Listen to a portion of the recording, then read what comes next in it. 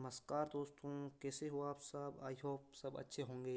चलिए दोस्तों, नए वर्ष की नई उम्मीद के साथ नए टॉपिक स्टार्ट करते हैं जनरल मैथ्स का।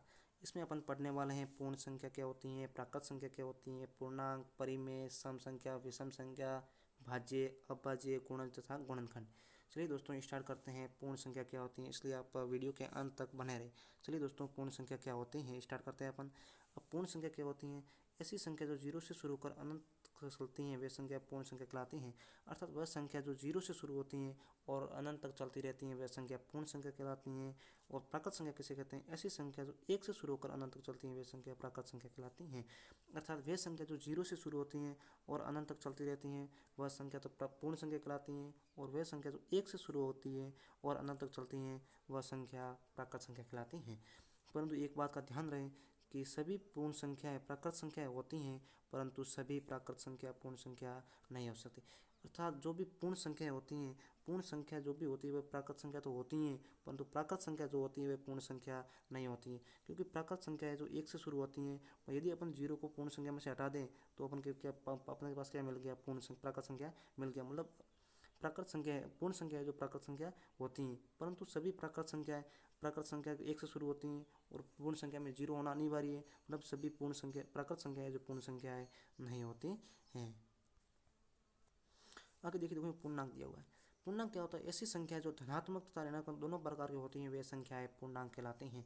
अर्थात ऐसी संख्याएं जो धनात्मक भी होती हैं, पॉजिटिव भी होती है और ऋणात्मक नेगेटिव भी होती है वे संख्याएं पूर्णांक कहलाती हैं। जैसे -2, +2, -2, +4, -4, ये सब संख्या क्या कहलाती हैं? पूर्णांक कहलाती हैं। अर्थात वे संख्या जो प्लस में भी हो सकती है और माइनस में भी हो सकती हैं वे संख्याएं पूर्णांक कहलाती हैं।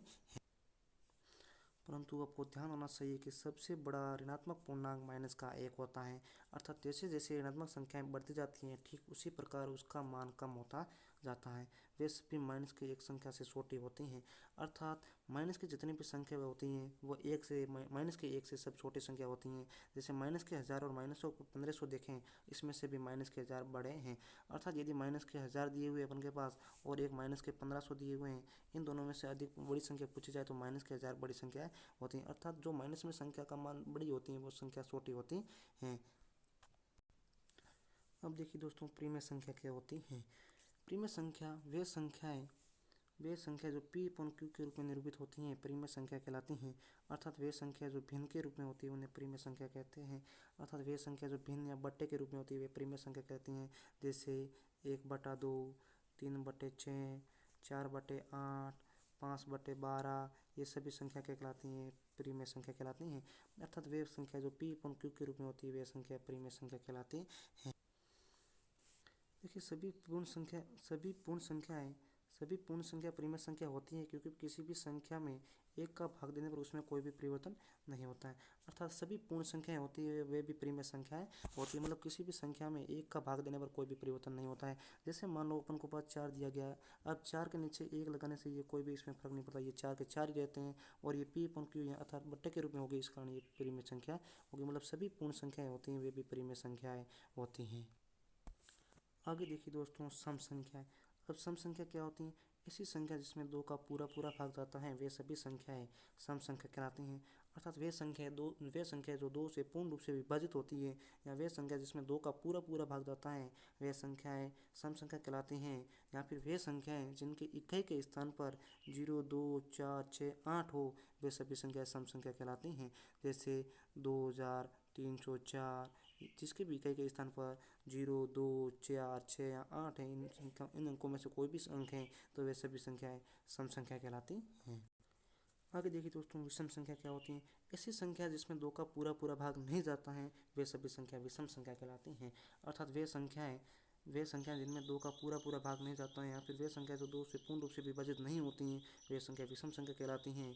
या फिर वे संख्या जिसके इकाई के स्थान पर 1, 3, 5, 7 या 9 इन 5 अंकों में से कोई भी अंक है तो वह संख्या विषम संख्या कहलाती हैं। सम संख्या में 2 का पूर्ण रूप से भाग जाता है और विषम संख्या में 2 का पूर्ण रूप से भाग नहीं जाता है। वे सभी संख्याएं विषम संख्या कहलाती हैं और जिसमें 2 का पूरा पूरा भाग जाता है वे सभी संख्याएं सम संख्या कहलाती हैं। परंतु एक बात ध्यान रहे कि शून्य को भी एक सम संख्या माना गया, अर्थात शून्य को एक सम संख्या माना गया है। शून्य एक सम संख्या ही है। आगे देखिए दोस्तों, गुणज। ऐसी संख्याएं जो किसी भी संख्या के पूर्ण संख्या का गुणनफल होती हैं वे संख्याएं गुणज कहलाती हैं। अर्थात वे संख्याएं जो किसी भी संख्या के साथ गुणा करने पर प्राप्त होती हैं हमें, वह उस संख्या का गुणज कहलाती हैं। जैसे 3 × 1 मतलब 3, 3 भी एक 3 का गुणज है, 3 × 2 मतलब 6, 6 भी 3 का गुणज हो गया, 3 × 3 = 9 मतलब 9 का भी इसका गुणज हो गया। अर्थात वे संख्या जो किसी पूर्ण संख्या से गुणनफल से प्राप्त होती हैं वे संख्या गुणज कहलाती हैं। अर्थात इसमें 3, 6 और 9 ये सभी 3 के ही गुणज माने जाते हैं। ध्यान रहे किसी भी संख्या का गुणज उस दी की संख्या से कम नहीं हो सकता, या तो उसके बराबर होगा या उससे अधिक ही होगा। देख सकते हैं आप 3 का गुणा 1 से करने पर 3 आया, 6, 9 मतलब किसी भी संख्या का गुणज होता है वो दी की संख्या से अधिक ही होता है या फिर उस संख्या के बराबर होता है, उससे कम कभी भी नहीं हो सकता है। आगे देखिए दोस्तों, गुणनखंड। गुणनखंड क्या होता है? वे संख्या जो किसी भी संख्या को पूर्ण रूप से विभाजित करती हैं वे संख्या गुणनखंड कहलाती हैं। अर्थात वे संख्याएं जो किसी भी संख्या को पूर्ण रूप से विभाजित अर्थात उसमें किसी भी संख्या का पूरा पूरा भाग जाता है वे संख्याएं गुणनखंड कहलाती हैं। जैसे 12 दिया हुआ, 12 में किन किन संख्याओं का पूरा पूरा भाग जाता है, जिन जिन संख्याओं का 12 में पूरा का पूरा भाग जाता है वे संख्या उनका गुणनखंड कहलाती हैं। जैसे दिया हुआ 12 में एक तो 1 का भाग जाता है, 1 के अलावा 2 का भाग जाएगा, 3 का भाग जाएगा, 4 का भाग जाएगा, 6 का भाग जाता है और 12 का भाग जाता है।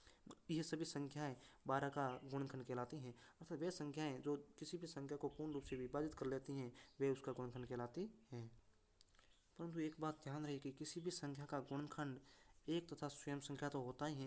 मतलब किसी भी संख्या का गुणनखंड होने यानी कि किसी भी संख्या में एक तो 1 का भाग जाता है और एक जो भी संख्या दी हुई उस संख्या का भी भाग जाता ही है। मतलब 2 संख्याओं के तो भाग जाता ही, अर्थात किसी भी संख्या के 2 गुणनखंड तो होते ही हैं। उसके अलावा गुणनखंड हमेशा दी गई संख्या के बराबर या उससे छोटा ही होता है।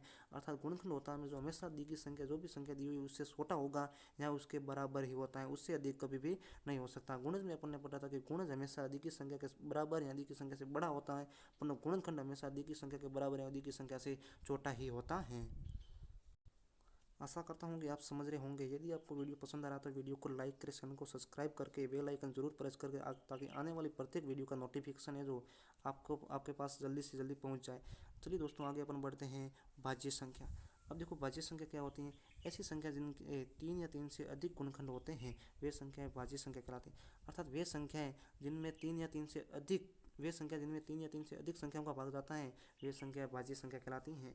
जैसे 12 दिया हुआ है, अब 12 में किन किन का भाग जाता है? एक तो 1 का जाएगा, उसके बाद 2 का भाग जाता है, उसके बाद 3 का भाग जाता है, उसके बाद 4 का भाग जाता है, उसके बाद 6 का भाग जाता है और उसके बाद 12 का भाग जाता है। अर्थात इस 12 में इन सभी संख्याओं का भाग जाता है। अर्थात इनके गुणनखंड है जो 3 या 3 से अधिक हो गए, मतलब ये क्या हो गई? भाज्य संख्या होगी। अर्थात वे संख्या जिनके 3 या 3 से अधिक गुणनखंड होते हैं वे संख्याएं भाज्य संख्या कहलाती हैं। और अभाज्य संख्या किसे कहते हैं? अभाज्य संख्या वे संख्या जिनके 2 ही गुणनखंड होते हैं वे संख्याएं अभाज्य संख्या कहलाती हैं। अर्थात वे संख्याएं जिनमें एक तथा स्वयं के अलावा किसी भी संख्या का भाग नहीं जाता है वे संख्याएं अभाज्य संख्या कहलाती हैं। अर्थात किसी भी संख्या का एक और तो स्वयं संख्या तो उसका गुणनखंड होते ही है, मतलब जिनके 2 गुणनखंड होते हैं वे संख्या अभाज्य संख्या कहलाती हैं। जैसे 2 हो गए, 3 हो गए, 53 हो गए, 23 हो गए, ये सब संख्या क्या कहलाती हैं? अभाज्य संख्या कहलाती हैं। अर्थात भाज्य संख्या में 3 या 3 से अधिक गुणनखंड होते हैं या फिर भाज्य संख्या उसे कहते हैं जिसमें स्वयं तथा एक के अलावा अन्य किसी संख्या का भाग जाए वह संख्या भाज्य संख्या कहलाती है। और अभाज्य संख्या उसे कहेंगे जिसमें एक तथा स्वयं संख्या के अलावा किसी भी संख्या का और भाग न जाए तो वह संख्या अभाज्य संख्या कहलाती है। परंतु एक बात आपको ये ध्यान रखनी होगी कि सबसे छोटी अभाज्य संख्या 2 को माना गया है।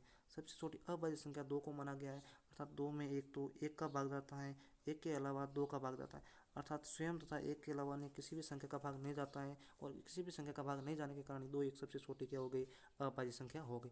उसके अलावा सबसे छोटी भाज्य संख्या पूछा जाता है, समस्या है। सबसे छोटी भाज्य संख्या 4 होती हैं। अब 4 में किन किन संख्याओं का भाग जाता है? एक तो 1 का जाता है, एक 4 का जाता है, स्वयं संख्या के अलावा इसमें 2 का भी भाग जाता है। अर्थात इनके 3 गुणनखंड हो गए, या फिर इसमें स्वयं तथा 1 के अलावा भी किसी संख्या का भाग जा रहा है, अतः ये संख्या भाज्य संख्या होगी। अर्थात सबसे छोटी अभाज्य संख्या 2 होती हैं और सबसे छोटी भाज्य संख्या 4 है। 2 एक सम संख्या होते हुए भी भाज्य संख्याएं तथा शेष सभी अभाज्य संख्या विषम होती हैं।